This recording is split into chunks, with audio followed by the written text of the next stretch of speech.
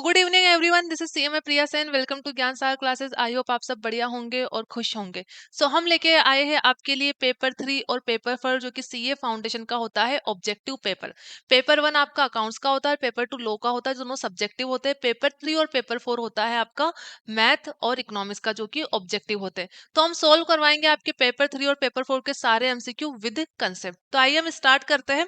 और देखिए, हम जो सॉल्यूशन करवाएंगे वो करवाएंगे इंस्टीट्यूट ने जो हमें वेटेज दे रखा है। सारे चैप्टर का इन्होंने वेटेज डिफाइन कर रखा है, कौन सा चैप्टर कितने वेटेज का है। तो सबसे पहले हम ए कैटेगरी, मतलब जिनका सबसे ज्यादा वेटेज है, वो दो चैप्टर है हमारे इकोनॉमिक्स में। पहला होता है price determination in different market और सेकंड है डिटर्मिनेशन ऑफ नेशनल इनकम। तो आज हम कोशिश करेंगे कि हम प्राइस डिटर्मिनेशन डिफरेंट मार्केट के सारे एमसीक्यू सोल्व करें। तो आइए स्टार्ट करते हैं। देखिए, पहला क्वेश्चन दे रखा है, in the table below what will be the equilibrium market price. EQ price का मतलब क्या होता है? EQ price means that price where quantity demanded is equals to quantity supply. Demand equals to supply, that means जिस भी level पे demand और supply equal होगी, दैट मीन ये दोनों एक दूसरे को इंटरसेक्ट करेगी, उस लेवल पे जो प्राइस डिसाइड होगी उसको हम क्या बोलते हैं? Equilibrium price. तो आइए इसमें देख लेते हैं कौन से लेवल पे इक्वल है। 700 और 700, demand is equals to supply. तो हम यहाँ पर हमारी इक्यू प्राइस क्या हो गई? ₹4। तो आंसर क्या हो गया हमारा? फर्स्ट का answer ₹4, that mean option C. ठीक है, फर्स्ट का आंसर होगा ऑप्शन सी। क्वेश्चन नंबर 2 देखते हैं। Assume that when price is ₹20, assume that when price is ₹20, the quantity demanded is 9 unit, and when price is ₹19, the quantity demanded is 10 unit. Based on this information, what is the marginal revenue resulting from an increase in output from 9 unit to 10 unit? तो हमें यहाँ पे calculate क्या करनी है? MR। MR मतलब क्या होता है? MR मीन्स जब हमें एक एडिशनल यूनिट को सेल करने से एडिशनल रेवेन्यू में इंक्रीमेंट मिलता है। MR मतलब होता है एक एडिशनल यूनिट के सेल करने से टोटल रेवेन्यू में कितना चेंज हुआ है। ठीक है, तो कैसे निकालेंगे हम? TRN minus TRN-1। तो यहाँ पे हम TR कैलकुलेट कर लेंगे। एक हमारी प्राइस ये हो गई, प्राइस 20 और क्वांटिटी डिमांडेड 9, तो ये P और Q। तो TR हमारा कैसे कैलकुलेट होता है? P multiply by Q। ठीक है, हमने निकाला P मल्टीप्लाई बाय Q। तो P हो गया हमारा 20 और ये हो गया 9। इसमें से दूसरी TR को माइनस कर देंगे। दूसरी TR है हमारी 19 मल्टीप्लाई बाय 10। तो यहाँ पे आया 180, यहाँ पर आया 190। तो हमारी टोटल रेवेन्यू 10% से इंक्रीज हुई है। दैट मीन्स जो MR है वो कितना हो गया हमारा? 10। तो आंसर क्या होगा इसका? ₹10। तो सेकंड क्वेश्चन का आंसर होगा ₹10। यहाँ पे हमने क्या किया है? मार्जिनल रेवेन्यू कैलकुलेट की है। MR कैलकुलेट करने के दो फॉर्मूले होते हैं, delta TR upon delta Q करके भी निकाल सकते हैं, TRN माइनस TRN-1 करके भी निकाल सकते हैं। Question number 3. Assume that when price is ₹20, the quantity demanded is 15 unit, and when price is ₹18, the quantity demanded is 16 unit. Based on this information, what is the marginal revenue resulting from an increase in output from 15 unit to 16 unit? तो यहाँ पे भी same question पूछा गया है कि MR हमारा कितने से इंक्रीज हुआ है। तो MR निकालने के लिए हम क्या करेंगे? TRN minus TRN-1, that means 15 unit पे कितना था और 16 यूनिट पे कितना हो गया, या 16 पे कितना था और 15 पे कितना हो गया। कैसे भी निकाल लो, आपको दो TR के बीच का डिफरेंस निकालना है। TR कैलकुलेट करने का फॉर्मूला क्या होता है? P multiply by Q minus P multiply by Q। पहला P मल्टीप्लाई बाई Q क्या आएगा हमारा? 20 मल्टीप्लाई बाई 15, और दूसरा TR आएगा हमारा माइनस 18 मल्टीप्लाई बाय 16। तो पहला TR था 300 और दूसरा TR हो गया हमारा, इन दोनों को मल्टीप्लाई करेंगे तो आएगा हमारा 288। तो देखिए, पहले 300 हो रहा था, अब TR हमारा कम हो गया, दैट मीन हमारी MR कितने से कम हो गई? -12। तो थर्ड का आंसर क्या होगा? Option C. Suppose the firm is producing a level of output such that MR is more than MC, what should be firm do to maximize its profits? तो क्या बोला गया, फर्म कहाँ पर प्रोडक्शन कर रही है, MR is more than MC, तो उसके बाद फर्म को क्या करना चाहिए? तो देखिए इसको कैसे समझेंगे हम। ये दे रखी है आपकी मार्केट का equilibrium point, equilibrium point in market. इसके लिए दो कंडीशन देखनी होती है हमें, वो दो कंडीशन होती है। पहली कंडीशन होती है MR is equal to MC, सारे मार्केट में इक्विलिब्रियम कंडीशंस यही होती है। MC curve must cut MR curve from the below. तो कौन से मार्केट में पूछी गई है हमसे, ठीक है, अभी यहाँ पे कोई मार्केट मेंशन नहीं है, ठीक है, परफेक्ट कंपटीशन मार्केट है या इम्परफेक्ट कंपटीशन मार्केट है। तो हम कोई सा भी मार्केट मान सकते हैं, जैसे हम यहाँ पे परफेक्ट कंपटीशन का एग्जांपल ले लेते हैं।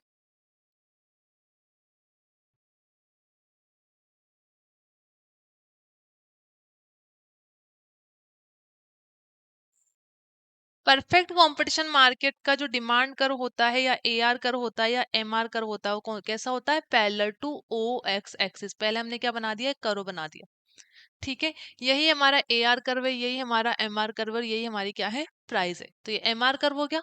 MC कर्व का शेप क्या होता है, यू शेप होता है, ये MC कर्व हो गया। तो यहाँ पे क्वेश्चन क्या था, A level of output such that MR is more than MC, एक ऐसा पॉइंट है जहां पर MR ज्यादा है MC से, तो फर्म को अपना प्रॉफिट मैक्सिमाइज करने के लिए क्या करना चाहिए। देखिए इसमें कहां पर MR is more than MC है, इस पॉइंट पे देखिए क्या हो रहा है, MR is equal to MC। इस पॉइंट के बाद क्या हो रहा है, ये MR को दिखा रहा है और ये MC को दिखा रहा है, मतलब इस पूरे एरिया में क्या है, MR ज्यादा है MC कम है, MR ज्यादा है MC कम है। अब समझ लीजिए फर्म इस लेवल पे प्रोडक्शन कर रही है Q पे, यहाँ पर भी MR ज्यादा है MC ज्यादा है, लेकिन फर्म को पहुंचना कहाँ तक है, इस पॉइंट पे, जहां पर MC कर्व MR कर्व को कट करता हुआ नीचे से ऊपर की तरफ जा रहा है। तो यहाँ पे पहुंचने के लिए फर्म को अपना आउटपुट क्या करना पड़ेगा, इंक्रीज करना पड़ेगा, तभी तो फर्म यहाँ पे अपने मैक्सिमाइजेशन लेवल को अचीव कर पाएगी। तो इसका आंसर क्या होगा, the firm should increase output. ठीक है, तो फोर्थ का आंसर क्या होगा, ऑप्शन डी। अगर फर्म को अपना इक्विलिब्रियम पॉइंट या मैक्सिमाइजेशन प्रॉफिट लेवल को अचीव करना है, तो जब MR ज्यादा है MC कम है, तो उसे तब तक प्रोडक्शन करना है जब तक कि MR MC के इक्वल ना हो जाए। तो इसका आंसर होगा option D. Marginal revenue is equals to, MR का फॉर्मूला पूछा गया है, तो MR का फॉर्मूला क्या होता है, delta TR upon delta Q। देख लीजिए इसमें से कौन सा इस बात को प्रूफ कर रहा है, the change in price divided by the change in output, ये गलत हो गया, ठीक है, चेंज इन प्राइस नहीं होता, चेंज इन टोटल रेवेन्यू होता है। The change in quantity divided by the change in price, ये भी गलत हो गया, चेंज इन क्वांटिटी डिवाइडेड नहीं होता, चेंज इन टोटल रेवेन्यू होता है। Change in P multiply by Q due to a 1 unit change in output. इसका आंसर क्या होगा, option C, because the change in P multiply by Q किसको दिखा रहा है, TR को। TR का फॉर्मूला क्या होता है, P इंटू Q, और इसको चेंज बोला, मतलब ये क्या हो गया, डेल्टा TR, और डिवाइड बाय डेल्टा Q। तो इसका आंसर क्या होगा, फिफ्थ का आंसर होगा option C. Suppose that a sole proprietorship is earning total revenue of rupees 1 lakh and is incurring explicit cost of rupees 75,000, if the owner could work for another company for rupees 30,000 a year, what would conclude that? तो यहाँ पे पहले हमें concept समझना है, कौन सा, TR आपको पता है ये P मल्टीप्लाई बाय Q होता है। व्हाट इज एक्सप्लिसिट कॉस्ट, और ये जो अनदर कंपनी वाली कॉस्ट दे रखी है, दैट मीन्स अगर ये ओनर यहाँ वर्क नहीं कर रहा होता तो कहीं और वर्क कर रहा होता, तो कहीं और वर्क कर रहा होता, तो सैलरी मिलती कितनी, 30,000। दैट मीन्स जैसे ही इसने खुद का बिजनेस स्टार्ट करने की सोचा, तो इसने कहीं पे सैलरी फोरगोन की है, तो वो वाली कॉस्ट क्या होगी इसकी, इम्प्लिसिट कॉस्ट। तो यहाँ पे दो कंसेप्ट आ गए, एक्सप्लिसिट कॉस्ट और इम्प्लिसिट कॉस्ट। तो आपको कुछ नहीं, सिर्फ स्टेटमेंट पता होना चाहिए कैसे कैलकुलेट करते हैं। TR लिखते हैं सबसे पहले, ये मैंने कोई वैल्यू TR लिखी, इसमें से सबसे पहले लेस होती है एक्सप्लिसिट कॉस्ट। जब एक्सप्लिसिट कॉस्ट को लेस करते हैं तो यहाँ पर जो बचता है उसको बोलते हैं अकाउंटिंग प्रॉफिट। और एक्सप्लिसिट कॉस्ट का दूसरा नाम क्या होता है हमारा, अकाउंटिंग कॉस्ट। ठीक है, अगर टोटल रेवेन्यू में से अकाउंटिंग कॉस्ट लेस की तो यहाँ पे हमारा क्या बचा, अकाउंटिंग प्रॉफिट।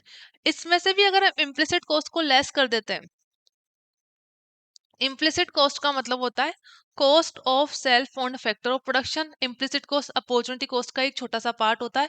अपॉर्चुनिटी कॉस्ट का मतलब होता है जब जो फैक्टर ऑफ प्रोडक्शन मेरे पास है उसके अल्टरनेटिव यूजेस होते हैं, उस अल्टरनेटिव यूजेस में से मैंने जो मैक्सिमम रिटर्न फोरगोन किया है वो मेरी अपॉर्चुनिटी कॉस्ट है।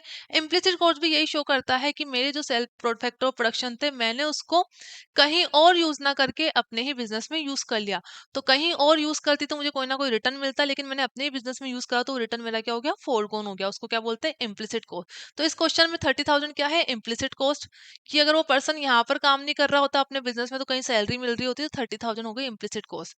तो टोटल रेवेन्यू में से एक्सप्लिसिट कॉस्ट को लेस करेंगे, दैट मीन अकाउंटिंग कॉस्ट को, तो क्या आ जाएगा, अकाउंटिंग प्रॉफिट। और इसमें से इम्प्लिसिट कॉस्ट को लेस करेंगे तो क्या आ जाएगा, इकोनॉमिक प्रॉफिट या लॉस। इकोनॉमिक प्रॉफिट भी आ सकता है या लॉस भी आ सकता है। अब देखते हैं इस क्वेश्चन को कैसे सोल्व करना है हमें। The firm is incurring economic loss, तो पहले तो हमें इसको कैलकुलेट करना है। टीआर हमारा क्या हो गया, 1 लाख। एक्सप्लिसिट कॉस्ट ही हमारी क्या होती है, अकाउंटिंग कॉस्ट, जो कि कितनी है यहाँ पे 75,000, और इम्प्लिसिट कॉस्ट कितनी है 30,000। तो इसको हम यहाँ पे लिख लेते हैं। टीआर कितना हो गया हमारा, 1 लाख। एक्सप्लिसिट कॉस्ट थी 75,000, इसको अकाउंटिंग कॉस्ट भी बोलते हैं। तो अकाउंटिंग प्रॉफिट कितना है हमारा 25,000। इम्प्लिसिट कॉस्ट कितनी है 30,000।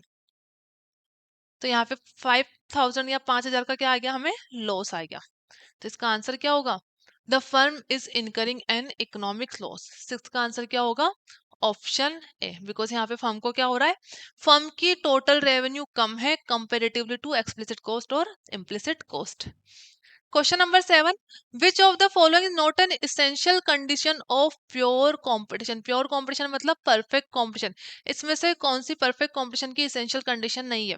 Large number of buyer and seller भी होता है, होमोजीनियस प्रोडक्ट भी होता है, फ्रीडम ऑफ एंट्री भी होता है, एब्सेंस ऑफ ट्रांसपोर्ट कॉस्ट नहीं होती है इसकी इसेंशियल कंडीशन। तो इसका आंसर क्या होगा, option D. What is the shape of the demand curve face by the firm under perfect competition. देखिए डिमांड कर्व पूछा गया किसका, परफेक्ट कंपटीशन मार्केट का। तो पहले हम दोनों मार्केट के डिमांड कर्व देख लेते हैं, परफेक्ट कंपटीशन और imperfect competition. Demand curve of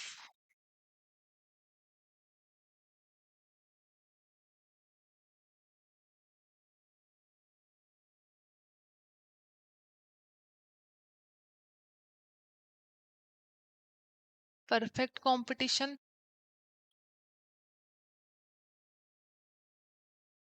और इम्परफेक्ट कंपटीशन।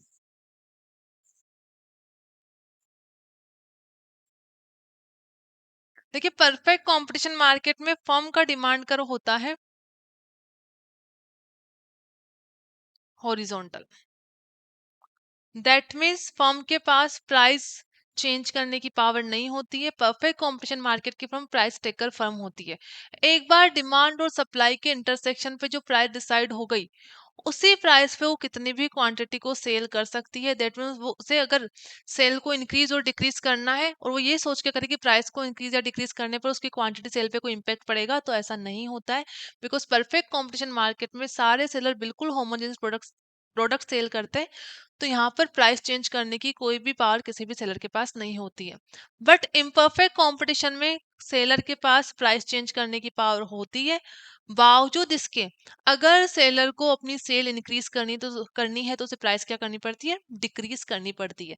इसलिए इम्परफेक्ट कंपटीशन मार्केट का डिमांड कर्व या एआर कर्व क्या होता है, डाउनवर्ड स्लोपिंग। तो यहाँ पे हमसे पूछा किसका था, demand curve faced by a firm under perfect competition. Firm का पूछा गया तो इसका क्या होता है, हॉरिजॉन्टल।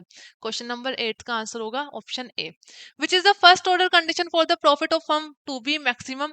तो फर्स्ट ऑर्डर कंडीशन हमने अभी देखी थी, दो कंडीशन देखी थी। इसमें पहली क्या थी, M R is equal to M C, और M C curve must cut M R curve from the below. तो फर्स्ट क्या होती है आपकी, M R is equal to M C. तो इसका आंसर क्या होगा, जहां पर हमें M R is equal to M C मिल जाएगा। इसका आंसर हो गया हमारा 9th का option B. Which of the following not a characteristic of price taker, इसमें से कौन सी प्राइस टेकर फर्म की कैरेक्टरिस्टिक नहीं होती है? तो प्राइस टेकर फर्म बोलते बोलते किसको है? परफेक्ट कंपटीशन मार्केट क्या होता है? प्राइस टेकर मार्केट होता है, बिकॉज वहां पे प्राइस डिटरमाइन करने की पावर फर्म के पास या मार्केट के पास बिल्कुल भी नहीं होती है। T R is equal to P multiply by Q, ये तो बिल्कुल सही है, टी आर का फॉर्मूला यही होता है। A are he her market में क्या होती है? प्राइस होती है, ये भी बिल्कुल सही है। नेगेटिवली स्लोप डिमांड कर्व नहीं होता है। अभी हमने देखा परफेक्ट कंपटीशन मार्केट का जो डिमांड कर्व होता है, ए आर कर्व होता है, वो क्या होता है? Parallel to O X axis होता है। तो ये नेगेटिवली स्लोप नहीं होता। नेगेटिवली स्लोप का मतलब होगा इस तरीके से, जैसे डिमांड कर्व होता है डाउनवर्ड स्लोपिंग, बट इसका क्या होता है? Parallel to O X axis या हॉरिजॉन्टल डिमांड कर्व। तो इसका करेक्ट आंसर क्या होगा? Option C. नॉट पूछा गया था ना, इसलिए इसका आंसर क्या होगा? C. Marginal revenue equals to price, perfect competition market के लिए बिल्कुल सही है कि marginal revenue equal to price होगा। टीआरपी मल्टीप्लाई बाय क्यू होगा, और एआर क्या होती है? प्राइस होती है। इसको भी समझ लीजिए, ये बाकी तीन ऑप्शन किस तरीके से सही है। देखिए परफेक्ट कंपटीशन मार्केट के सेलर के पास प्राइस चेंज करने की पावर नहीं होती है। दैट मीन्स अगर वो कितने भी यूनिट सेल कर ले, 1 2 3 4 5, वो प्राइस को चेंज नहीं कर सकता। प्राइस क्या रहेगी? 10 ही रहेगी। अगर हम मुझे टी आर कैलकुलेट करनी है, टी आर कैसे होगी? P multiply by Q. तो पहले का टी आर कितना आया? 10 20 30 40 50। ठीक है, तो यहाँ पर टी आर सेम प्रोपोर्शन में इंक्रीज होती है। एम आर का मतलब क्या होता है? चेंज इन टी आर। तो पहले का टी आर चेंज कितना होगा? पहली यूनिट पे जो टी आर होगा वही हमारा क्या होगा? M R. दूसरे का एम आर क्या होगा? 20 - 10, दैट मीन्स 10। 30 - 20 मतलब 10। 40 - 30 मतलब 10। और 50 - 40 मतलब 10। और ए आर कैसे आएगा? T R divide by Q. T R कितना है? 10 divide by 1 10, 20 divide by 2 10, 30 divide by 3 10, 40 divide by 4 10, 50 divide by 5 10। तो देखिए यहाँ पे एम आर और ए आर सब इक्वल है। तो परफेक्ट कंपटीशन मार्केट में प्राइस, एम आर और ए आर क्या होता है? इक्वल होता है। और देखो प्राइस ही हमारी क्या है? ए आर भी है। तो दैट मीन्स इस मार्केट में प्राइस ही ए आर भी होती है। तो हमने यहाँ से कंक्लूजन क्या निकाला? परफेक्ट कंपटीशन मार्केट में price is equals to A R is equals to M R. Clear है? तो इसमें देखिए बाकी सारी बातें सही बोली गई थी। टी आर इस तरीके से ही निकलता है, A R equal to price, ये भी सही बोला गया था। और मार्जिनल रेवेन्यू ही प्राइस होती है। देख लीजिए यहाँ पे मार्जिनल रेवेन्यू और प्राइस का कॉलम बिल्कुल इक्वल है, ये एम आर है और यही हमारी प्राइस है। तो तीनों बातें सेम थी, बस नेगेटिवली स्लोप डिमांड कर नहीं होता है। इसका आंसर क्या होगा? 10th का option C. Which of this following statement is false, इसमें से कौन सा गलत है? Economic cost include the opportunity cost of the resources owned by the firm, बिल्कुल सही बात बोली गई है। इकोनॉमिक कॉस्ट का मतलब क्या होता है? जो कंपनी या कोई भी पर्सन जिसके पास खुद के फैक्टर ऑफ प्रोडक्शन अवेलेबल है, फैक्टर ऑफ प्रोडक्शन मतलब लैंड है, लेबर है, कैपिटल है, ठीक है, अगर वो लैंड अपने बिजनेस में यूज नहीं करता तो कहीं और से उसे रेंट पे लेनी पड़ती, या अपनी लैंड को उसने कहीं और रेंट पे दे रखा होता, तो कहीं और रेंट पे दे रखा होता तो वहां से उसको रेंट मिलता। लेकिन जैसे ही उसने वो लैंड और बिल्डिंग अपने बिजनेस में यूज करी तो उसे रेंट इनकम नहीं होगी। तो ये क्या होती है? इम्प्लिसिट कॉस्ट या अपॉर्चुनिटी कॉस्ट। तो ये इकोनॉमिक कॉस्ट का पार्ट बनती है। फर्स्ट स्टेटमेंट बिल्कुल सही है। Accounting cost include only explicit cost, ये भी बिल्कुल सही बात बोली गई है। अकाउंटिंग कॉस्ट वो होती है जो सारी कॉस्ट हम बुक्स ऑफ अकाउंट्स में शो करते हैं। तो हम सिर्फ एक्सप्लिसिट कॉस्ट को ही बुक्स ऑफ अकाउंट में शो करते हैं, इम्प्लिसिट कॉस्ट को कभी बुक्स ऑफ अकाउंट में शो नहीं किया जाता। तो ये सेकंड भी स्टेटमेंट भी सही है। Economic profit will always be less than accounting profit if resources और then use by the firm have any opportunity cost. और डी बोला गया accounting profit is equal to total revenue less implicit cost. देखिए ये क्या बोला गया है, पहले सी देखते हैं। Economic profit will always be less than accounting profit if resources owned and used by the firm have any opportunity cost। तो ये भी सही बात बोली गई है। जैसे यहाँ पर implicit cost होगी कुछ ना कुछ, तो हमेशा अकाउंटिंग प्रॉफिट ज्यादा रहेगा और इकोनॉमिक प्रॉफिट कम रहेगा। क्या बोला गया है यहाँ पे? अगर ये कॉस्ट होगी कुछ ना कुछ, तो हमेशा अकाउंटिंग प्रॉफिट ज्यादा रहेगा इकोनॉमिक प्रॉफिट के कंपैरिजन में, तो बिल्कुल सही बात है। अगर इम्प्लिसिट कॉस्ट होगी तो हमेशा अकाउंटिंग प्रॉफिट में से लेस होगी, और अकाउंटिंग प्रॉफिट में से लेस होते इकोनॉमिक प्रॉफिट हमारा ऑटोमेटिकली कम हो जाएगा। तो ऑप्शन 3 भी बिल्कुल सही है। अब फोर्थ क्या बोला गया, accounting profit is equal to total revenue less implicit cost, ये गलत लिखा हुआ है। अकाउंटिंग प्रॉफिट कैसे निकालते हैं हम, टीआर माइनस एक्सप्लिसिट कॉस्ट, ना कि इम्प्लिसिट कॉस्ट। तो इसका आंसर क्या होगा, option D. With a given supply curve decrease in demand cause, क्या बोला गया, एक सप्लाई कर्व गिवन है, वहां पे डिमांड में चेंज हो रहा है। इसमें हम क्या देखते हैं, इक्विलिब्रियम प्राइस में क्या चेंज होगा और इक्विलिब्रियम क्वांटिटी में क्या चेंज होगा। ये कंसेप्ट समझ लीजिए, सबसे इजी कंसेप्ट है ये बुक का, अगर आपको ठीक से समझ में आ गया तो। Change in EQ quantity and price. देखिए आपको अल्टीमेटली दो चीजें ध्यान में रखनी है, गोल्डन रूल जिसको बोल सकते हैं। आपको जो भी केस दे रखा हो उसमें आप कंक्लूड कर लेना कि सप्लाई ज्यादा है या डिमांड ज्यादा है या सप्लाई। प्राइस पे क्या इम्पेक्ट पड़ेगा, अगर सप्लाई ज्यादा है और डिमांड कम है, दैट मीन्स बेचने वाले ज्यादा है खरीदने वाले कम है, तो आपको वैसे ही पता है कि प्राइसेस क्या हो जाती है मार्केट में, कम हो जाती है। जस्ट अपोजिट, अगर डिमांड ज्यादा है दैट मीन्स खरीदने वाले ज्यादा है और सप्लाई कम है, डिमांड ज्यादा है दैट मीन खरीदने वाले कम है और सप्लाई ज्यादा है, सॉरी डिमांड ज्यादा है और सप्लाई कम है, डिमांड ज्यादा है और सप्लाई कम है, खरीदने वाले ज्यादा है बेचने वाले कम है, तो प्राइसेस क्या हो जाएगी, ज्यादा। ठीक है, अगर डिमांड ज्यादा होगी सप्लाई कम होगी तो प्राइसेस हो जाएगी ज्यादा। तो EQ प्राइस पे क्या इम्पैक्ट पड़ेगा, यहाँ पर इक्विलिब्रियम प्राइस कम हो जाएगी, यहाँ पे EQ प्राइस ज्यादा हो जाएगी। तो आइए इसको देखते हैं, क्या बोला गया, विद अ गिवन सप्लाई का decrease in demand cause, demand कम हुई है तो इसका मतलब ज्यादा क्या है, सप्लाई ज्यादा है डिमांड कम है, और सप्लाई ज्यादा है डिमांड कम है तो प्राइसेस क्या हो जाएगी, लो हो जाएगी। तो कौन से केस में प्राइसेस लो हो रही है, पहले तो देख रहे थे इंक्रीज इन प्राइस, तो ये गलत हो गया, नो चेंज इन प्राइस भी बिल्कुल गलत हो गया, बचे कौन से, ए और C. An overall decrease in price but increase in equilibrium quantity, an overall decrease in price and decrease in equilibrium quantity. देखिए EQ क्वांटिटी क्या होगी, इंक्रीज होगी, बिकॉज सप्लाई क्या हुई है, इंक्रीज हुई है, तो EQ क्वांटिटी डिक्रीज नहीं होगी, तो इसका आंसर क्या होगा, 12 का ए। प्राइस तो होगी डिक्रीज और इक्विलिब्रियम क्वांटिटी क्या होगी, इंक्रीज। ठीक है, it is assume in economic theory that, economic theory क्या बताती है, किसी भी बिजनेस के अंदर बिजनेस के प्रॉफिट को मैक्सिमाइज करना है। ठीक है, तो जो ऑप्शन ये बता रहा होगा वो हमारा क्या हो जाएगा, इसका आंसर। ऑप्शन ए दे रखा है, decision making with the firm is usually undertaken by manager but never by the owner, ये इकोनॉमिक थ्योरी नहीं बताती है। The ultimate goal of the firm is to maximise profit regardless of the firm size और types of business organisation, ये सही इसका answer है। ठीक है, फर्म के प्रॉफिट को मैक्सिमाइज करना होता है, फर्म साइज इंक्रीज तो डू इट्स गोल्स, ये भी कोई इकोनॉमिक थ्योरी नहीं बताती। The basic decision making unit of any firm its owner, ये भी इकोनॉमिक थ्योरी नहीं बताती, यहाँ पे डिसीजन की बात हो रही है। इकोनॉमिक थ्योरी ये बताती है कि आप रिसोर्सेज का यूज करके प्रॉफिट को मैक्सिमाइज कीजिए। तो 13 का आंसर क्या हो गया, ऑप्शन बी। 14 रीड करिए।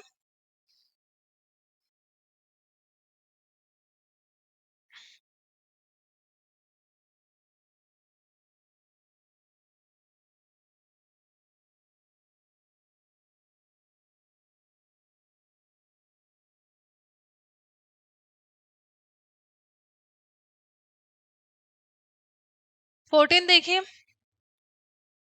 assume that consumers income and the number of seller in the market for good have both decrease।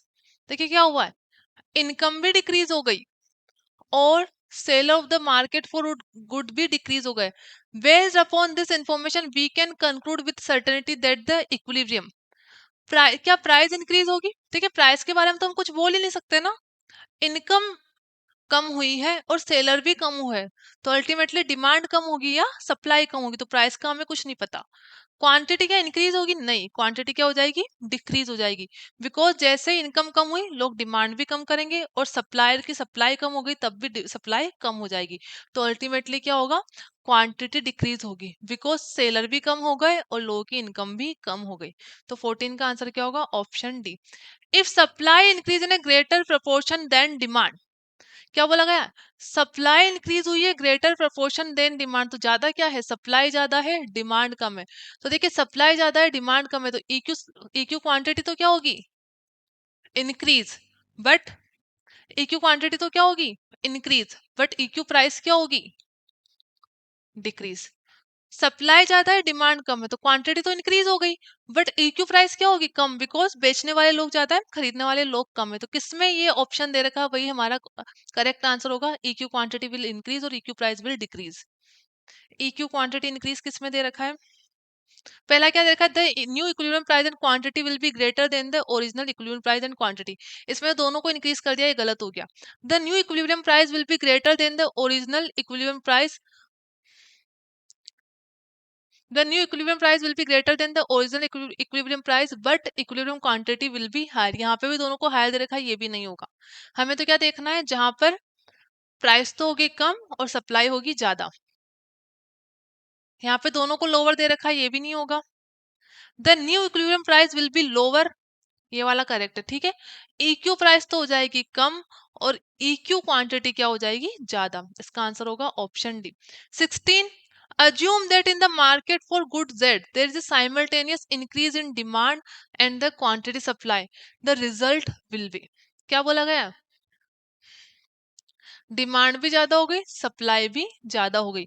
All increase in equilibrium price and quantity. अब देखिए यहाँ पे हम सर्टेनली नहीं बता पाएंगे कि प्राइस में कितना चेंज होगा और क्वांटिटी में कितना चेंज होगा, ठीक है। An increase in equilibrium price and quantity, A decrease in equilibrium price and quantity, an increase in equilibrium quantity and uncertain effect on equilibrium price, a decrease in equilibrium price and an increase in equilibrium quantity। देखिए पहली बात तो simple सी है, demand ज्यादा हुई है और supply भी ज्यादा हुई है, तो क्वांटिटी तो क्या होगी? इंक्रीज ही होगी। बट हम प्राइस के बारे में नहीं बता सकते कि प्राइस कितने परसेंट से चेंज होगी, तो ये इसका आंसर होगा ऑप्शन सी। EQ क्वांटिटी तो होगी इंक्रीज, बट प्राइस का हम सर्टेनली नहीं बता पाएंगे, तो आंसर होगा option C. Suppose the technology for producing personal computer, ठीक है, इसको रीड करिए।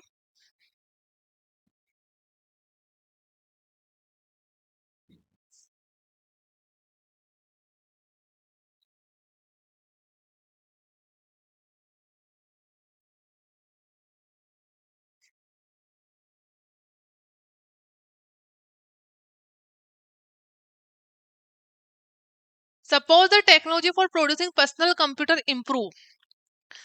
पीसी बनाने की टेक्नोलॉजी क्या हो गई? इंप्रूव हो गई।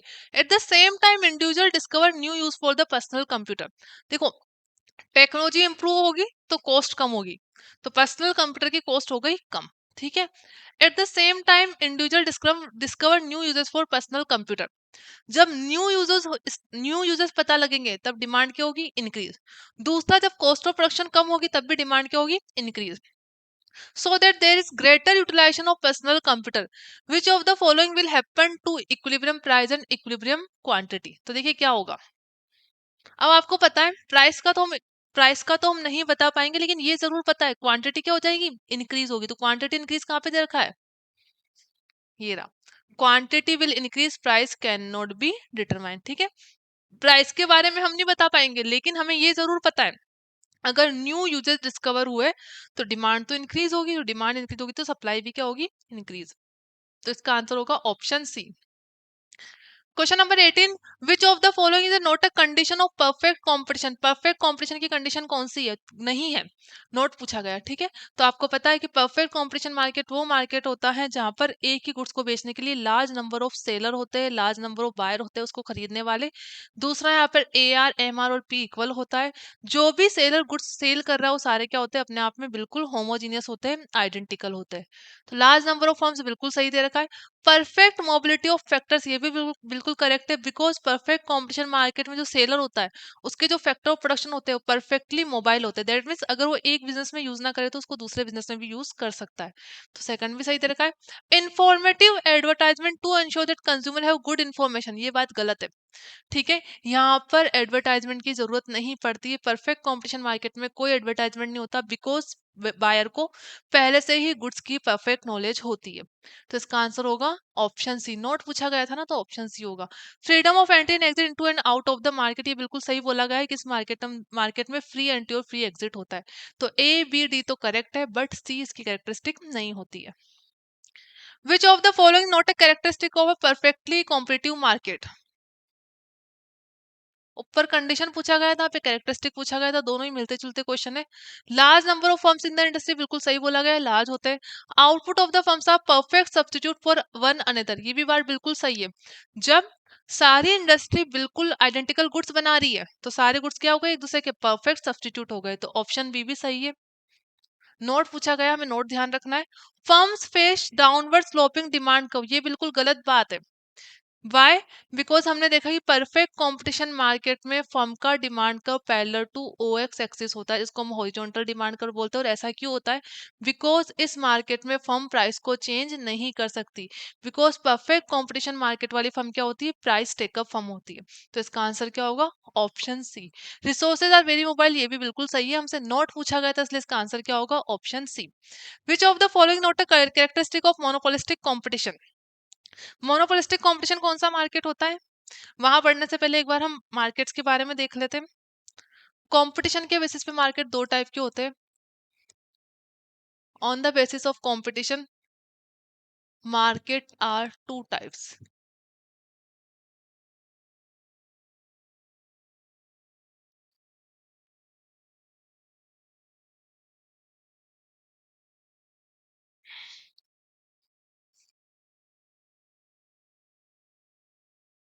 एक मार्केट होता है हमारा परफेक्ट कंपटीशन,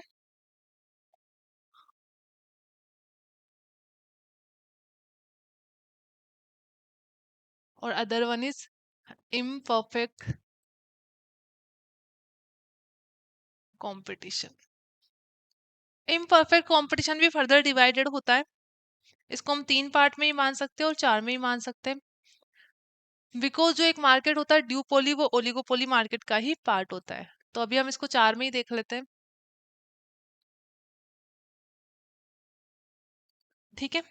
पहला मार्केट क्या होता है, मोनोपोलिस्टिक कंपटीशन।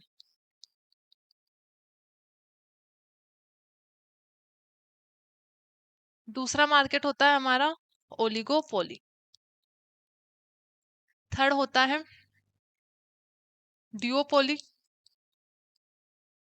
और फोर्थ होता है मोनोपोली। और मोनोपोली मार्केट के सेलर को ही मोनोपोलिस्ट बोलते हैं। सो आपको कंफ्यूज होने की जरूरत नहीं है। मोनोपोलिस्ट और मोनोपोलिस्टिक में दोनों में डिफरेंस होता है। मोनोपोलिस्ट मतलब मोनोपोली मार्केट का सेलर है, ठीक है। और मोनोपोलिस्टिक कंपटीशन मतलब बहुत सारे सेलर है। तो परफेक्ट कंपटीशन में भी लार्ज नंबर ऑफ सेलर होते हैं, यहाँ पे भी लार्ज नंबर ऑफ सेलर होते हैं। ओलिगोपोली में फ्यू सेलर होते हैं। ड्यूओपोली में दो सेलर होते हैं और मोनोपोली में सिंगल सेलर होता है, ठीक है। अगर हम प्राइस कंट्रोल की बात करें, परफेक्ट कंपटीशन में तो कोई प्राइस कंट्रोल होता ही नहीं है, बिकॉज सारे सेलर बिल्कुल बिल्कुल आइडेंटिकल प्रोडक्ट सेल करते हैं। तो ये फर्म कैसी होती है, price taker firm.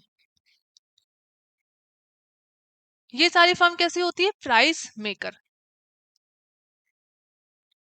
Price maker में भी इनकी पावर डिफर करती है, इसके पास सबसे कम पावर होती है प्राइस मेकिंग करने की।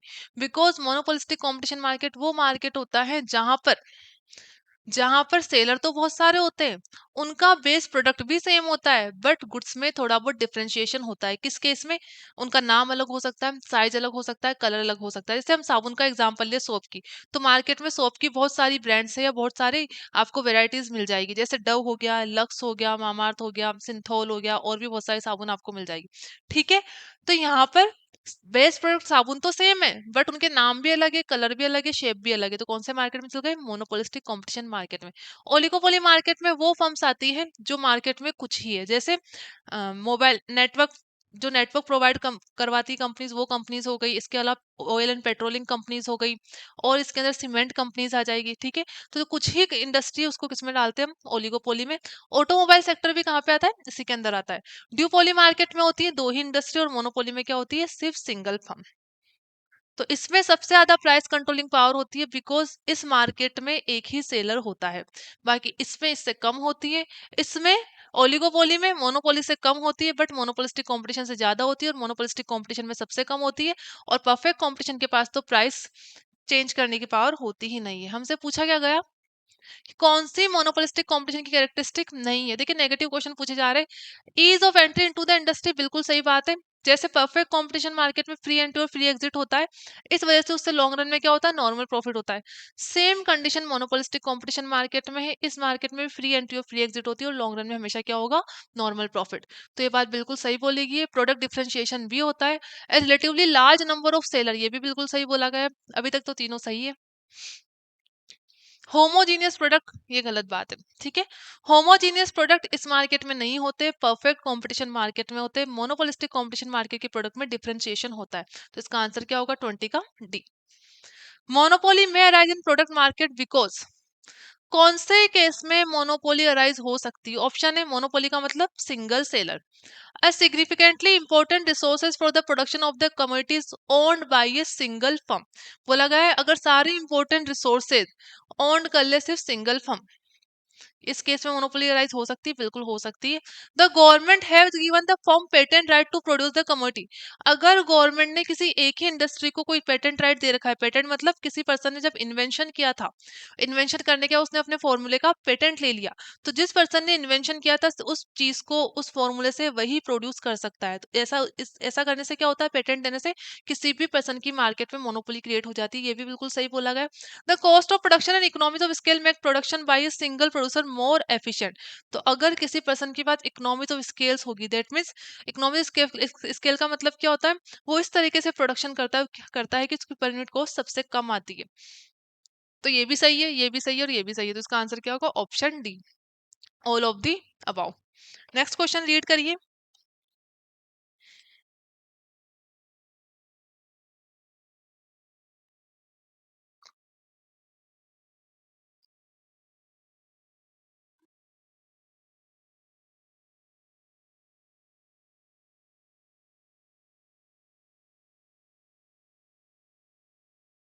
ठीक है, 22 देखते हैं। Oligopolistic industry are characterized by, oligopolic oligopolistic industry मतलब जहां पर फ्यू ही सेलर होते हैं किसी कमोडिटी को सेल करने के लिए, जैसे सीमेंट इंडस्ट्री हो गई, ऑटोमोबाइल सेक्टर हो गया, मोबाइल नेटवर्किंग कंपनीज हो गई, एक्सेट्रा। अब few dominant firms and substantial barrier to entry, ये बिल्कुल सही बोला गया है। अब few large firm and no entry barriers, ये गलत बोला गया है, ठीक है। फ्यू लार्ज फर्म तक तो ठीक बोला गया, लेकिन इस इंडस्ट्री में थोड़े से एंट्री बैरियर्स होते हैं। कैसे, एक तो यहाँ पे आने के लिए आपको ह्यूज कैपिटल करना पड़ता है जो अपने आप में एक एंट्री बैरियर। दूसरा, इस मार्केट में एंट्री करने के लिए आपको रूल्स और रेगुलेशन भी फॉलो करने पड़ते हैं। तो ये वाला नहीं होगा, नो एंट्री बैरियर नहीं, इसमें होते हैं a large number of small firm and no entry barrier, ठीक है, ये भी गलत है, एंट्री बैरियर्स में होते हैं। One dominant firm and low entry barriers, low नहीं होते इसमें, एंट्री बैरियर होते हैं, और वन नहीं होती है, ठीक है। फ्यू होती है, वन होगी तो वो ड्यूपोली या फिर मोनोपोली में भी जा सकती है। इसका आंसर क्या होगा, 22 का ए। Price taking firm, that means firm that operate in a perfect competitive market are said to be small relative to the market. Which of the following best describe this smallness? देखिए, price taking firm जो कि perfect competition market है, उसमें क्या होता है, बहुत सारे सेलर होते हैं जो मार्केट में सप्लाई कर रहे होते हैं। जब एक ही चीज को प्रोवाइड करने वाले बहुत सारे सेलर है, तो हर सेलर पूरे मार्केट की कुछ ही क्वांटिटी को प्रोड्यूस करता है। तो यहाँ पे स्मॉलनेस का मतलब वही है कि हर सेलर पूरे मार्केट सप्लाई की कुछ ही क्वांटिटी को प्रोड्यूस करता है, इसलिए कुछ ही क्वांटिटी को प्रोड्यूस करने की वजह से वो मार्केट में प्राइस को चेंज नहीं कर सकता। अगर वो प्राइस को चेंज करेगा तो दूसरे सेलर भी क्या करेंगे, प्राइस को चेंज करेंगे, तो अल्टीमेटली प्रॉफिट उसको ना तो प्रॉफिट होगा। जैसे अगर समझ लीजिए मैंने सोचा कि मैं अपने कमोडिटी की प्राइस इंक्रीज करके से प्रॉफिट ज्यादा अर्न कर लूं, बट मार्केट में मेरे ही प्रोडक्ट के और भी सब्स्टिट्यूट अवेलेबल है जो परफेक्ट सब्स्टिट्यूट है, तो मेरे कंज्यूमर क्या करेंगे, दूसरे सेलर से उस कमोडिटी को खरीदने लग जाएंगे, तो अल्टीमेटली मेरा प्रॉफिट कम हो जाएगा। अगर मैं प्राइस कम कर देती हूँ तो बाकी सारे सेलर भी प्राइस कम कर देंगे, तब भी मेरा प्रॉफिट इंक्रीज नहीं होगा। ऐसा क्यों हुआ, बिकॉज मैं मार्केट की बहुत ही कम क्वांटिटी को प्रोड्यूस कर पा रही हूँ। तो स्मॉलनेस का मतलब यहाँ पे क्या होगा, पहला दे रखा है the individual firm must have fewer than 10 employees, ये गलत बात है, ऐसा नहीं होता। The individual firm faces a downward sloping demand curve, ये भी नहीं होता, बिकॉज परफेक्ट कंपटीशन मार्केट में जो फर्म होती है उसका डिमांड कर्व कैसा होता है, पैरेलल टू ओएक्स एक्सिस होता है। The individual firm has assets of less than ₹20 lakh, ये भी नहीं होता। The individual firm is unable to affect market price through its output decision, because हर इंडिविजुअल फर्म इतनी कम क्वांटिटी प्रोड्यूस करती है कि वो मार्केट की प्राइस को इम्पैक्ट नहीं कर सकती, इसलिए इसका आंसर होगा option D. For a price taking firm marginal revenue is less then price. तो प्राइस टेकिंग तो कौन सी होती है? Perfect competition. और परफेक्ट कंपटीशन फर्म में हमने अभी अभी देखा प्राइस क्या होती है? एमआर के इक्वल होती है। यहाँ हमने अभी इसको सॉल्व भी किया था, आपको याद होगा। परफेक्ट कंपटीशन फर्म में प्राइस एमआर और एआर क्या होता है? इक्वल होता है। ठीक है, प्राइस एमआर और एआर हमेशा इक्वल रहेगा, तो इसका आंसर होगा MR is equal to price. 24 का आंसर हो गया ऑप्शन बी। 25 देखिए, monopolistic competition differ from perfect competition primarily because. Monopolistic competition और परफेक्ट कंपटीशन में क्या डिफरेंस होता है? देखिए, पहले तो इसमें हम देखते हैं दोनों में आइडेंटिकल चीजें क्या होती है। मोनोपोलिस्टिक कंपटीशन मार्केट में भी लार्ज नंबर ऑफ सेलर होते हैं और परफेक्ट कंपटीशन में भी लार्ज नंबर ऑफ सेलर होते हैं। ठीक है, दूसरा, मोनोपोलिस्टिक कंपटीशन में भी फ्री एंट्री और फ्री एग्जिट होती है और परफेक्ट कंपटीशन में भी फ्री एंट्री और फ्री एग्जिट होती है। परफेक्ट कंपटीशन में भी लॉन्ग रन में हमेशा नॉर्मल प्रॉफिट होगा, मोनोपोलिस्टिक कंपटीशन में भी लॉन्ग रन में हमेशा नॉर्मल प्रॉफिट होगा। ये दोनों मार्केट सेम होते हैं एक्सेप्ट वन कंडीशन या except one characteristic. That means perfect competition में गुड्स बिल्कुल आइडेंटिकल होते हैं, होमोजीनियस होते हैं। बट मोनोपोलिस्टिक कंपटीशन में गुड्स में क्या होता है? थोड़ा बहुत डिफरेंस होता है। तो ये वाली कंडीशन या ये वाला आंसर कहाँ पर लिखा हुआ मिलेगा हमें? देखते हैं ए में क्या लिखा है। In monopolistic competition firms can differentiate their product. तो ये बात सही बोली गई, मोनोपोलिस्टिक कंपटीशन में फर्म अपने प्रोडक्ट में डिफरेंशिएशन कर सकती है, ये तो सही है। In perfect perfect competition firm can differentiate their product, ये बात गलत है। बिकॉज परफेक्ट कंपटीशन में गुड्स क्या होते हैं? बिल्कुल आइडेंटिकल होते हैं, तो यहाँ पर डिफरेंशिएशन नहीं होता है। मोनोपोलिस्टिक कंपटीशन में एंट्री ब्लॉक्ड होती है, ये भी गलत है क्योंकि इस मार्केट में फ्री एंट्री और फ्री एग्जिट होती है। In monopolistic competition they are relatively few barriers to entry, ये भी गलत है, फ्यू भी नहीं होते हैं, होते ही नहीं है। ठीक है, तो बी सी डी तो गलत है, ए इसमें सही बोला गया है कि मोनोपोलिस्टिक कंपटीशन मार्केट में फर्म अपने प्रोडक्ट में डिफरेंशिएशन कर सकती है। 25 का आंसर क्या होगा हमारा? Option A. 26, the long run equilibrium outcomes in the monopolistic competition and perfect competition are similar because in both market structure। क्या बोला गया है? लॉन्ग रन में। अब लॉन्ग रन और शॉर्ट रन एक बार समझ लेते हैं।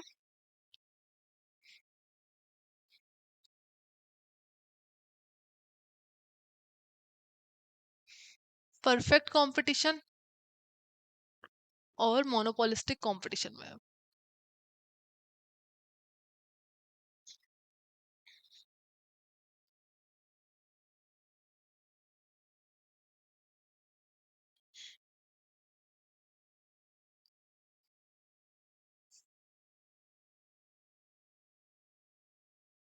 परफेक्ट कंपटीशन में लॉन्ग रन में और शॉर्ट रन में क्या होगा, और इम्परफेक्ट कंपटीशन में लॉन्ग रन में और शॉर्ट रन में क्या होगा?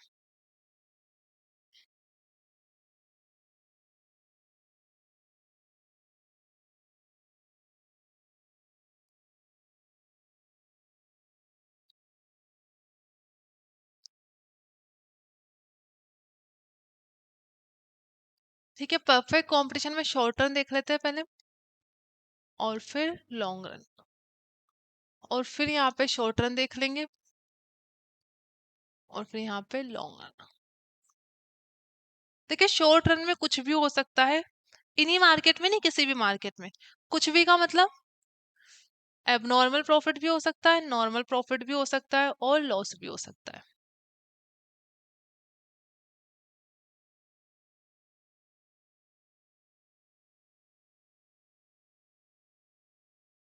पर लॉन्ग रन में सिर्फ एक ही चीज होती है, सेम यहाँ पर भी है। मोनोपोलिस्टिक कंपटीशन में शॉर्ट रन में कुछ भी हो सकता है, बट लॉन्ग रन में सिर्फ एक ही कंडीशन बनेगी। देखिए, शॉर्ट रन में यहाँ पे नॉर्मल प्रॉफिट भी हो सकता है,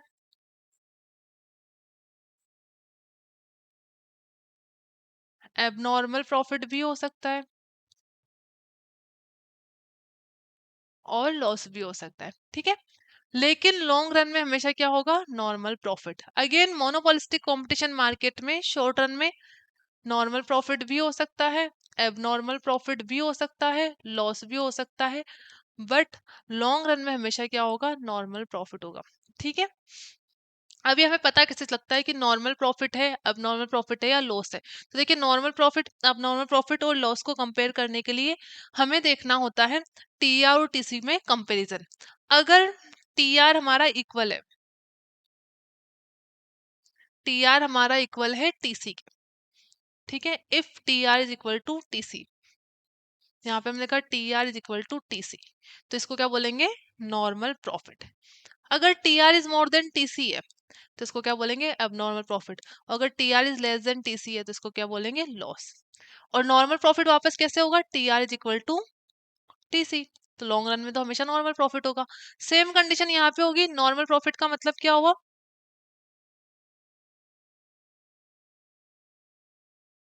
ठीक है, नॉर्मल प्रॉफिट मतलब TR is equal to TC, abnormal profit मतलब TR is more than TC, और लॉस मतलब TR is less than TC, और normal profit is equal to TR is equal to TC. ठीक है, तो क्लियर हो गया आपका। जब रेवेन्यू और कॉस्ट इक्वल है तो नॉर्मल प्रॉफिट, रेवेन्यू ज्यादा है कॉस्ट कम है तो एबनॉर्मल प्रॉफिट, और रेवेन्यू कम है और लॉस ज्यादा है तो लॉस। ठीक है, इसी को हम ए आर ऐसे की फॉर्म में भी देख सकते हैं। अगर मैंने इसको क्यू से डिवाइड कर दिया सभी को, तो कभी कभी आपका क्वेश्चन ए और एसी की फॉर्म में भी आ सकता है। तो ए आर एसी की फॉर्म में कैसा हो गया? अगर A R is equal to AC है तो इसको क्या बोलेंगे हम? Normal profit. अगर A R is more than AC है तो इसको क्या बोलेंगे? Abnormal profit. और A R is less than AC है तो इसको क्या बोलेंगे हम? लॉस। अगेन नॉर्मल प्रॉफिट में तो क्या हो जाएगा? A R is equal to AC. यहाँ पे आपको एक चीज समझनी है, जब रेवेन्यू और कॉस्ट इक्वल है तो यहाँ पर नॉर्मल प्रॉफिट क्यों बोला गया है? बिकॉज यहाँ पर कॉस्ट में एक्सप्लिसिट कॉस्ट के साथ इम्प्लिसिट कॉस्ट भी इंक्लूड है, और हम कभी भी बुक्स ऑफ अकाउंट्स में इम्प्लिसिट कॉस्ट को नहीं दिखाते। दैट मीन्स जब हम ए आर इक्वल टू ऐसे बोल रहे हैं, इसका मतलब ये हुआ हमारी फर्म ने एक्सप्लिसिट कॉस्ट को तो रिकवर कर ही लिया, साथ में इम्प्लिसिट कॉस्ट को भी रिकवर कर लिया। तो ए आर इक्वल टू ए सी की सिचुएशन में हमारा जो प्रॉफिट रहेगा किसके इक्वल रहेगा? इम्प्लिसिट कॉस्ट के। इसलिए इसको क्या बोला जाता है? नॉर्मल प्रॉफिट बोला जाता है। सेम चीज यहाँ पे भी कर सकते हो। अगर सबको क्यू से डिवाइड कर दोगे तो वही चीज आ जाएगी। A R equal to AC क्या हो गया हमारा? Normal profit. A R is more than AC क्या हो गया हमारा? Abnormal profit. A R is less than AC क्या हो गया हमारा? लॉस। और again A R is equal to AC क्या हो जाएगा हमारा? Normal profit.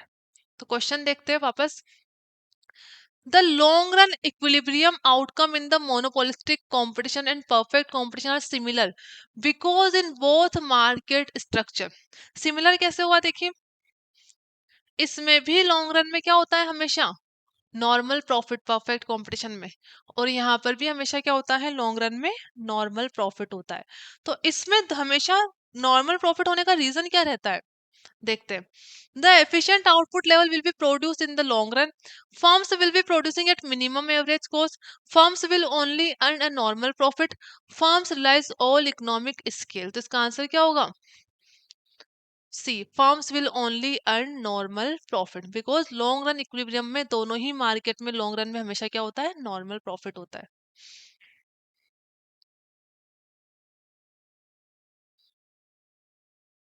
27, which of the following is the distinguish characteristic of the oligopolies? Oligopolies मतलब फ्यू सेलर वाली फर्म।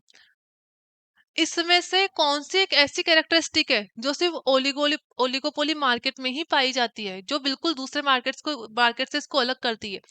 Standardised product. देखिए स्टैंडर्डाइज्ड प्रोडक्ट तो मोनोपोलिस्टिक कंपटीशन मार्केट में भी बन सकते हैं, और ड्यूपोली में भी बन सकते हैं, और मोनोपोली भी बन सकते हैं। तो इसकी डिस्टिंग्विश कैरेक्टरिस्टिक नहीं है।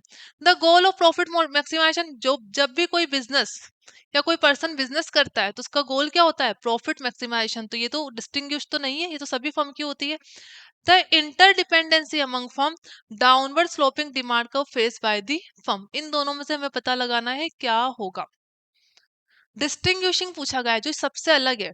देखिए डाउनवर्ड स्लोपिंग तो क्या होता है? डाउनवर्ड स्लोपिंग तो हर मार्केट में होगा। हर मार्केट कौन सा?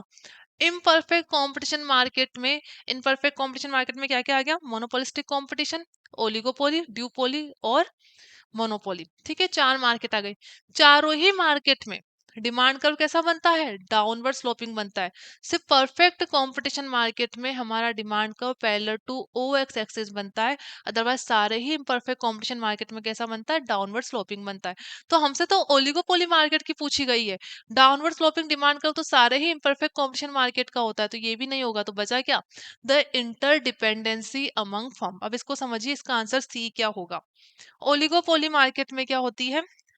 Interdependency of the firm. पहले तो आपको पता लगाना है ओलिगोपोली मार्केट का डिमांड कर्व कैसा होता है। तो देखिए, ओलिगोपोली मार्केट के डिमांड कर्व को बोलते हैं हम kink demand curve. Kink demand curve कैसा होता है? बिकॉज इसमें किंक होता है।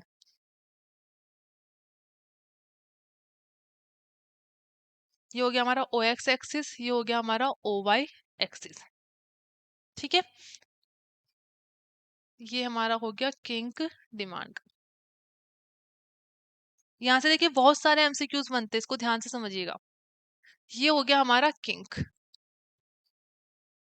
किंक मतलब ये हमारा एक पॉइंट है जो ये डिसाइड कर रहा है कितनी क्वांटिटी पे कितनी प्राइस है, कितनी प्राइस पे कितनी क्वांटिटी है।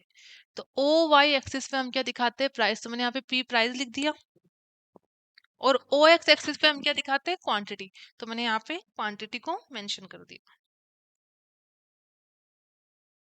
ठीक है, अब मुझे देखना है कि किंक बता क्या रहा है।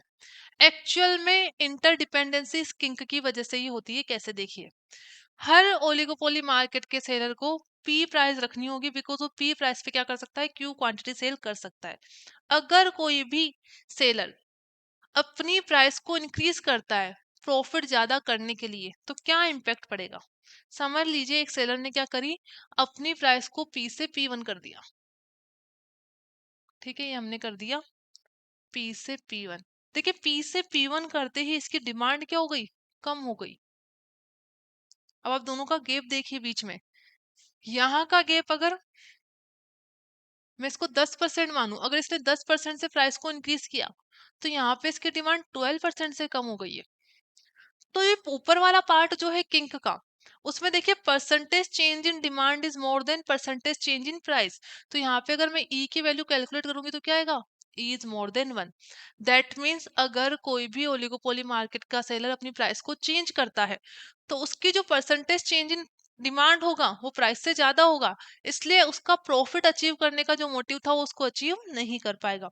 इसका उल्टा सोच ले, यहाँ पे अभी क्या सोचता है कि मैं अपनी प्राइस को कम कर दूं। तो प्राइस को कम करूंगा कर दूंगा और डिमांड क्या हो जाएगी? इंक्रीज। तो ठीक है, प्राइस को कम भी करके देख लेते। तो उन्होंने क्या करा? प्राइस को कम कर दिया। ये करी हमने प्राइस को कम। लेकिन जैसे ही प्राइस को कम करते हैं, तो डिमांड बहुत ही कम परसेंटेज से इंक्रीज हो रही है।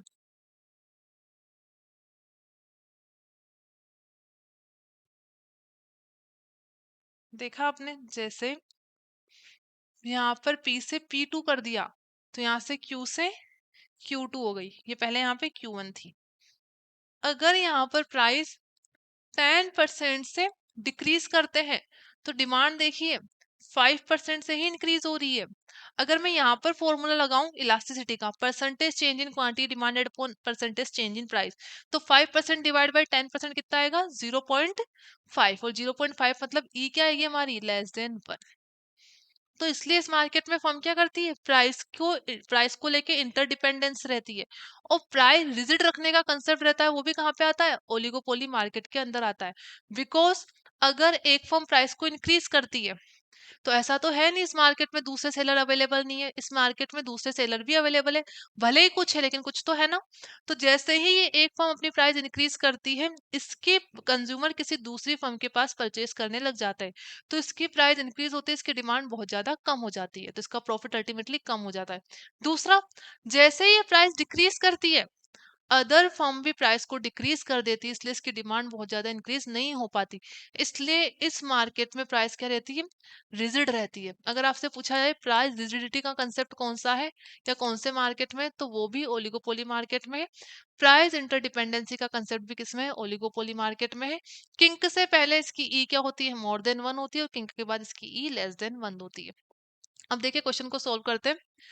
विच of the following is the distinguish characteristic of the oligopoly?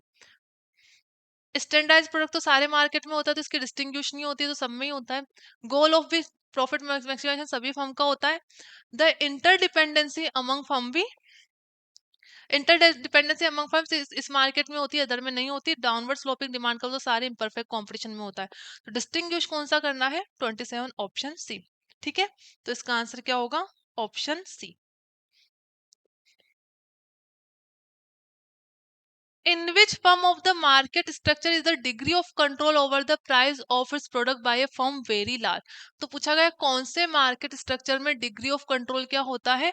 सबसे ज्यादा होता है। तो कौन से मार्केट में होगा? मोनोपोली मार्केट में। परफेक्ट कॉम्पिटिशन मार्केट में तो बिल्कुल भी नहीं होता। इम्परफेक्ट कॉम्पिटिशन मार्केट में जो पहला मार्केट आता है मोनोपोलिस्टिक कॉम्पिटिशन मार्केट, वहां पे सबसे कम होता है। ओलिगोपोली में मोनोपोलिस्टिक कॉम्पिटिशन से ज्यादा होता है। ड्यूपोली में ओलिगोपोली से ज्यादा होता है, और मोनोपोली में सबसे ज्यादा होता है। तो इसका आंसर क्या होगा? 28 का option A. Average revenue curve is also known as, तो आपको ध्यान रखना है हर मार्केट में जो डिमांड कर्व होता है वही उस मार्केट का क्या होता है? एवरेज रेवेन्यू कर्व होता है। और कैसे होता है ये भी याद रखिए, ये क्वेश्चन आपके बहुत बार एग्जाम में आ चुका है।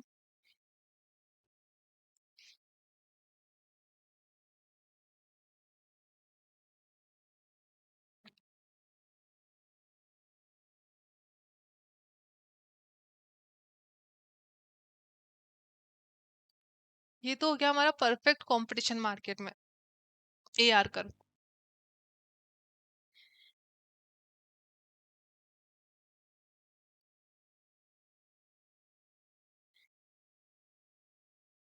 और ये कौन से मार्केट में हो गया हमारा? इम्परफेक्ट कंपटीशन मार्केट में डाउनवर्ड स्लोपिंग। देखिए यहाँ पे प्राइस क्या शो कर रही है?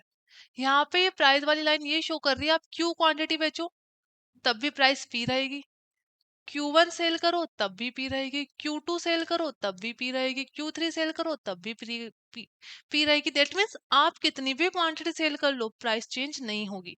तो यहाँ पर प्राइस क्या बता रही है? क्वांटिटी प्राइस वाली लाइन, दैट मीन ये ए आर कर्व था हमारा। यहाँ पर ए आर कर्व क्या बता रहा है? प्राइस और क्वांटिटी डिमांडेड के बीच में रिलेशन। और डिमांड कर्व भी हमारा क्या बताता है? प्राइस और क्वांटिटी डिमांडेड के बीच में रिलेशन। अब इसमें देखिए यहाँ पर भी सेम चीज है। यहाँ पे हम क्या दिखाते हैं? क्वांटिटी। और यहाँ क्या दिखाते हैं? Price.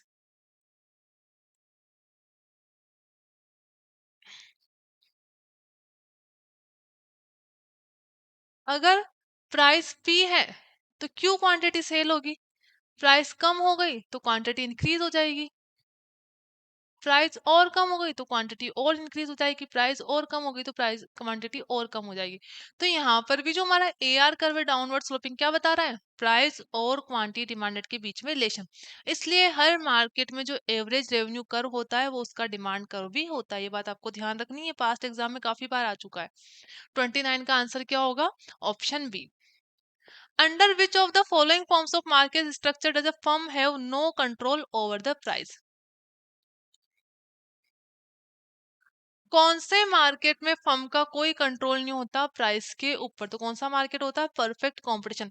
Because A B C तीनों मार्केट में मोनोपोली हो गया, मोनोपोलिस्टिक कंपटीशन हो गया, या ओलिगोपोली हो गया, तीनों ही मार्केट में फर्म के पास कुछ ना कुछ पावर होती है प्राइस को डिसाइड करने की, बट परफेक्ट कंपटीशन मार्केट में बिल्कुल नहीं होती। 30 का आंसर होगा ऑप्शन डी।